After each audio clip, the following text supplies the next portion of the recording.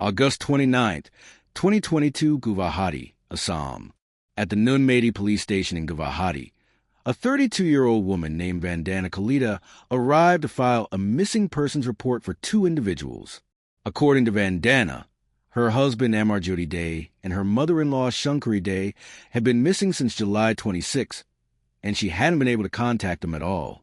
Unfortunately, the police only conducted a surface-level investigation based on this report, and no leads were found regarding the whereabouts of either person. For days before filing the report, on August 25th, Vandana had also approached Amarjyoti's cousin, Nirmala Day, who was also Shankari's nephew, seeking help. But even after hearing such a serious matter, Nirmala's response was quite neutral, as if he didn't take the matter seriously at that time. Time kept passing.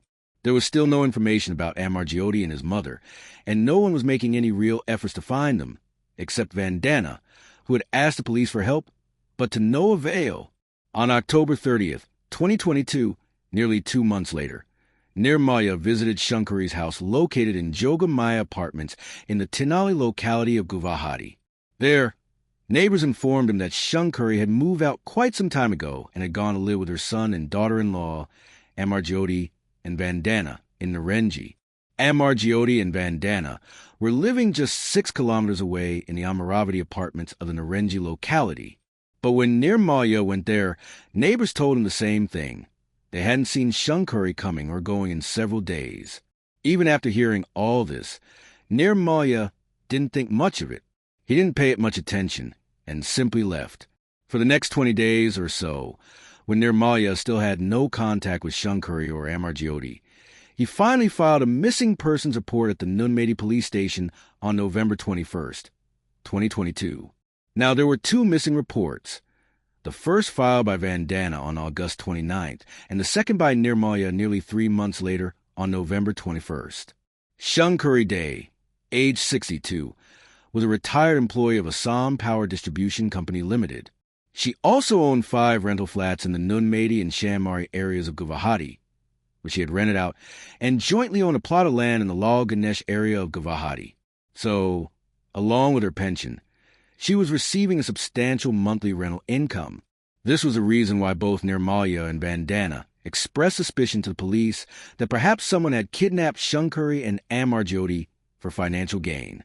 Although the police were filing reports, they weren't taking any significant action.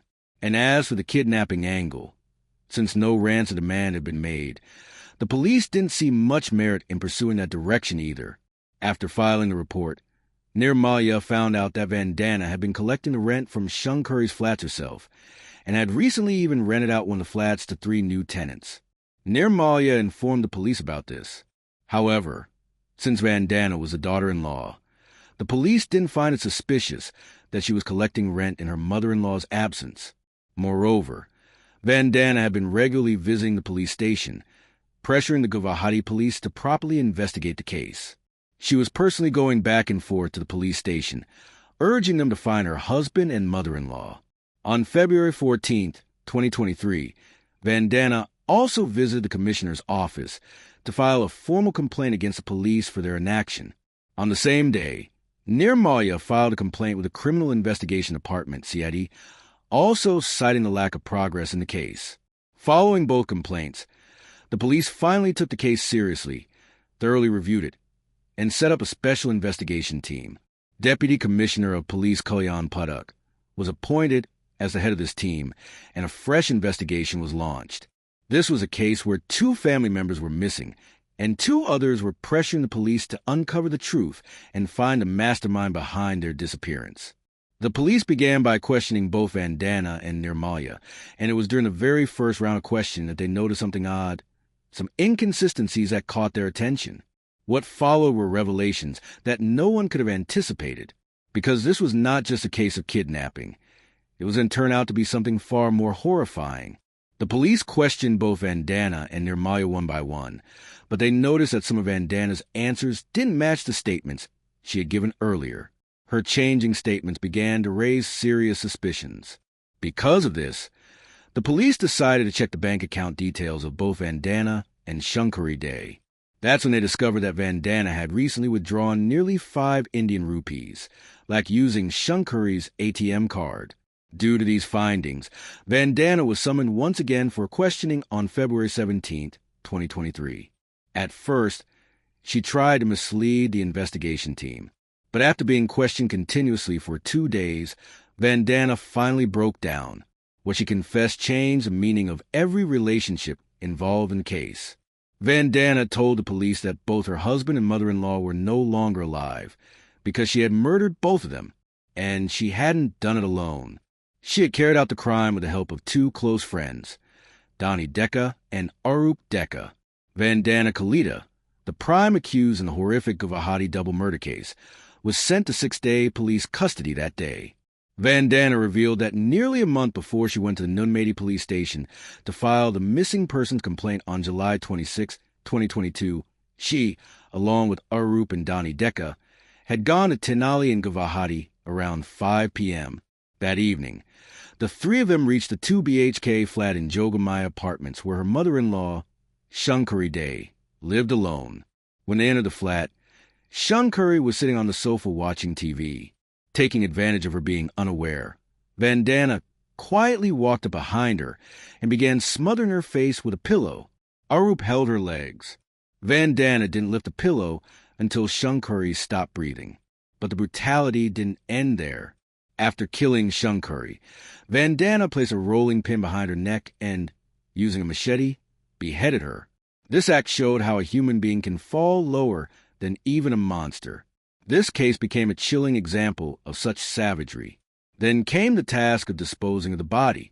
Arup Dekka chopped the body into 3 pieces and packed them into plastic bags, while Vandana began cleaning up the blood in the room.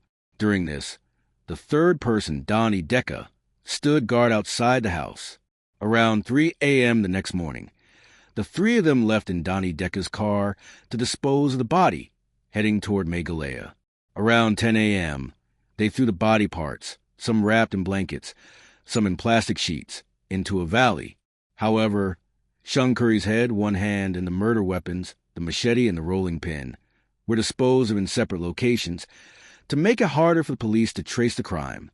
22 days after murdering her mother-in-law, on August 17, 2022, Vandana also murdered her husband, Amar Jyoti, inside their home. When Amar Jyoti was in their flat number 11 in Amaravati Apartments, Vandana struck him from behind with an iron rod so hard that he died on the spot. After this, Arup and Donnie helped her again, this time cutting Amar Jyoti's body into 5 pieces, which they wrapped in plastic sheets. The next morning, the 3 of them drove the same car toward the forest near the India-Bangladesh border, where they disposed of Amar Jyoti's remains. Following Vandana's confession, the police immediately arrested Donnie Dekka from Tinsukia and Arup Dekka from Kanapura. After minimal questioning, both confessed to their crimes. On February 19, 2023, based on Vandana's detailed statement, the police took all 3 to Nanjayat village in Meghalaya, the location she had mentioned for the body disposal. After searching the area, the police recovered several body parts, which they believe were likely the remains of Shankari Day. The police called Nirmalya and his wife to identify the body as well. But since more than 6 months had passed since the crime was committed, the condition of the body parts made identification extremely difficult. However, they were able to recognize a piece of a white and red nightgown found with the remains, stating that Shankari used to wear it frequently at home. The body parts were then sent to Guwahati Medical College for a post-mortem examination. After this, all 3 accused, Vandana, Arup, and DHA, were taken by police to Dogi Forest in Meghalaya, where they had disposed of Amar Jyoti's body. Soon, the police recovered Amar Jyoti's remains as well. They also found the machete used in the murder near a Honda vehicle and seized a Hyundai Accent car used to transport the body parts. The mobile phones of all 3 accused were confiscated, and Vandana was found to still possess Shankari's ATM card, which was taken from her. Police also arrested a man named Imran Ali aka Chotu, who had sold the machete to Vandana for 320 Indian rupees. The blood-stained clothes of Amar Jyoti and the pillow used in the murder were recovered by police from behind the Amaravati Apartments building. According to some sources, Vandana had also given a sum of money to Arup Dekka for helping her in the crime, an amount he had asked for, supposedly for his wedding. In just a few days, Vandana, DHA, and Arup had brutally murdered 2 people. But several questions still troubled the police. For instance, between July 26th and August 17th, a gap of 22 days, did no one try to contact or visit Shankari at her flat? Even her own son, Ammar Jyoti. Did he not try to reach out during those 22 days? And after Ammar Jyoti's murder, how did no one suspect he was missing? When neighbors were questioned, some of them told police that they had seen Vandana burning mattresses and clothes on her rooftop. After this, Vandana left for her parents' home in Panikkadi village, Assam. It's likely that she left after murdering Ammar Jyoti to avoid neighbors' questions. Neighbors living near Shankari's flat also told the police that the very next day after the murder, Vandana had come to the apartment and told them that Shankari had moved in with her and Ammar Jyoti to Narenji. At this point, the police had every critical detail of the case. But one major mystery remained. What was Vandana's motive behind committing both murders? The same Ammar Jyoti whom Vandana brutally killed was a man she had run away with during their second year of B.com. Despite opposition from both families, the two got married 12 years ago. Even Ammar Jyoti's own family was against the marriage. But after the wedding, life started changing. Ammar Jyoti was unemployed, which led to frequent arguments. Due to the marriage and financial instability, Shankari also cut off all contact with them. To support herself and Ammar Jyoti financially, Vandana worked at a call center for 2 years. Later, when Shankari calmed down and forgave them, she began financially supporting the couple again. Seeing this support, Vandana quit her call center job and decided to become a fitness trainer. Eventually, she started working at Pump Muscle Gym in Banda as an instructor. However, this career shift did not sit well with Shankari. Perhaps she disliked Vandana's new lifestyle, her growing social circle, and changes in behavior. Due to this, Shankari once again withdrew her support, and their relationship soured all over again. According to statements Vandana later gave to police, she claimed Ammar Jyoti was addicted to drugs. He had multiple affairs with other women. He had frequent fights with his mother, even over trivial issues. This, she said, was the reason they moved into a separate flat. Hearing this narrative, anyone might believe that the constant fights and torture from her husband drove Vandana to murder him in a fit of rage. But the truth was very different. Vandana had fabricated the entire story just to manipulate the police's perspective and change the narrative in her favor. During the police investigation, Vandana's neighbors mentioned that they had often seen a man visiting her house. According to sources, Vandana had been in a relationship for quite some time with Dani Dekka, a man who lived as a tenant near her parental home. When Ammar Jyoti found out about the affair, it led to serious fights between the couple, so intense that their arguments escalated to the point of discussing divorce. Shankari Devi had already begun to suspect Vandana's character, which may be why she had stopped supporting her financially or emotionally.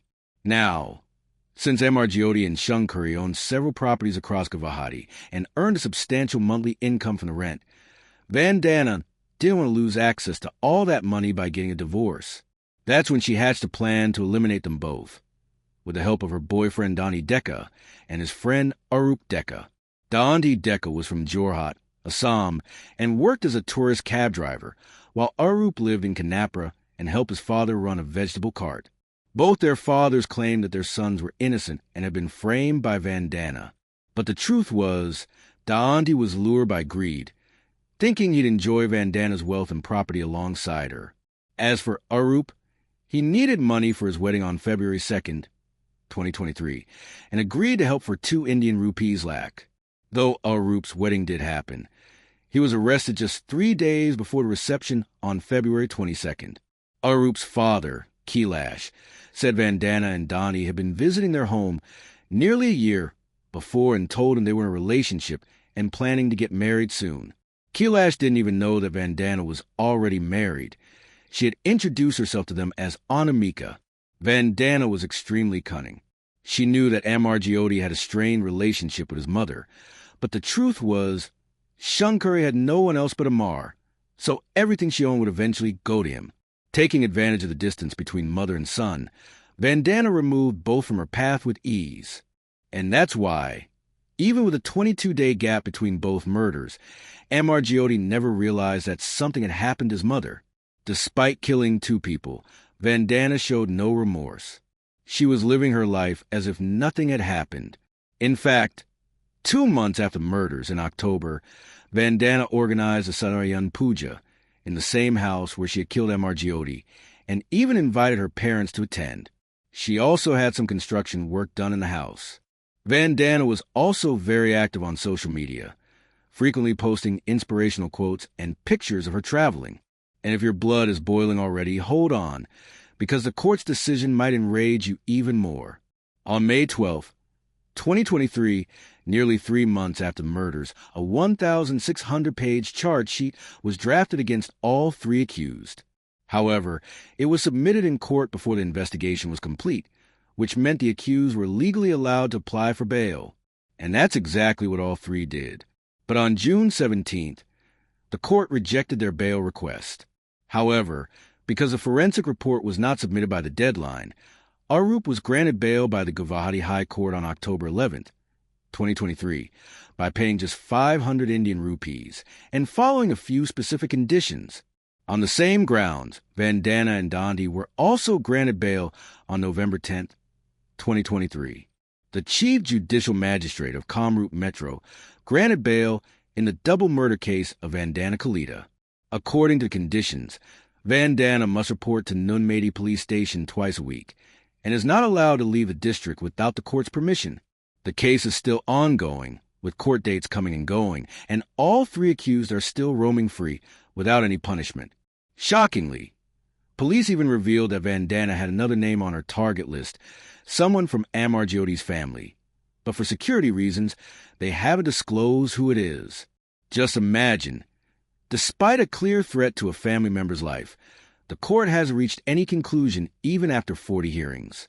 During the trial, Vandana was seen smiling shamelessly, avoiding media questions, almost as if she knew that in this country, no matter how big the crime is, bail is inevitable. Life goes on for the guilty. The court gives date after date, and justice keeps getting delayed. There's also a lot of misinformation floating around on social media about this case. Some media channels, in an effort to hype the case or compare it with the Shraddha Walker case, falsely claimed that the bodies were kept in a fridge or that Vandana demanded non-veg food in jail. Some even added sensational sexual angles to the story for views. But if we look sincerely at the facts, you'll see that from the first missing complaint to the arrest, there was a 5-month delay. Yet, just 3 days after being arrested, Vandana confessed everything to the police. The same oversmartness that made her file the missing complaint herself and pressure the police to find her husband and mother-in-law became the very thing that exposed her. Had the police done their job properly back then, the case would have been solved sooner. The body parts would have been recovered in time. The forensic report wouldn't have been delayed, and none of the accused would have gotten bail.